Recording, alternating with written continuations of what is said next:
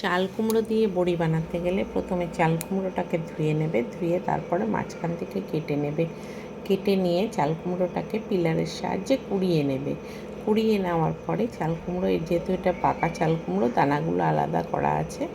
এবার তারপর পুরো চাল কুমড়োটাকে এইভাবে কুড়িয়ে নিতে হবে। পুরোটাকে কুড়িয়ে বের করে নিতে হবে। তারপরে বের করে নিয়ে তারপরে চাল কুমড়োটা থেকে জলটাকে ঝরিয়ে নিতে হবে। এবার জলটাকে ঝরানোর জন্য একটা বড় ছাঁকনি ব্যবহার করতে হবে। ছাঁকনিটা দিয়ে জলটাকে পুরো ঝরিয়ে নিতে হবে।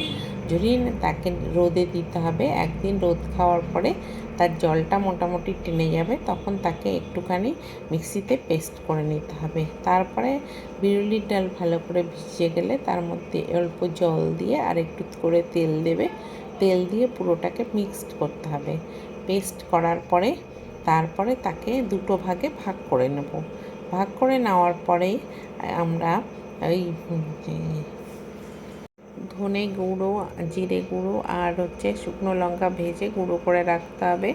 তারপরে একটা পাত্রের মধ্যে প্রথমে বিউলির ডাল কিছুটা নিয়ে তার উপরে ধনে গুঁড়ো, লঙ্কা গুঁড়ো দিয়ে তারপরে ওই চাল কুমড়োর যে ইয়েটা ছিল সেটা দিয়ে তারপরে একটু নুন দিতে হবে। নুন দিয়ে তারপরে বাদবাকি যে অর্ধেকটা ভাগ ছিল আমাদের বিউলির ডালের পেস্টটা, সেটা দিয়ে সারা রাত ওকে ভালো করে আটকে রেখে দিতে হবে। বন্ধ করে রাখলে দেখবে অনেকটা ফুলে গেছে।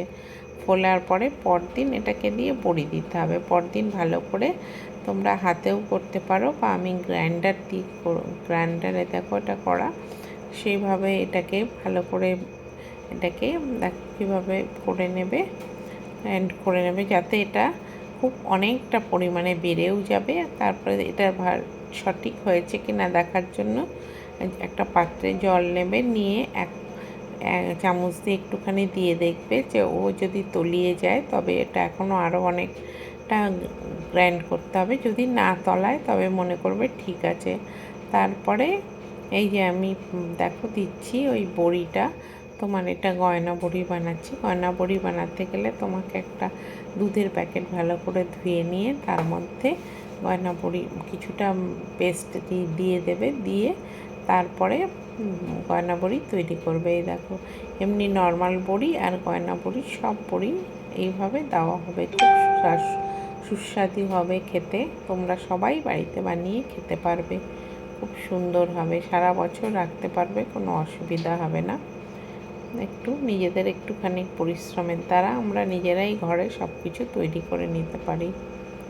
দেখো কেমন হয়েছে জানিও।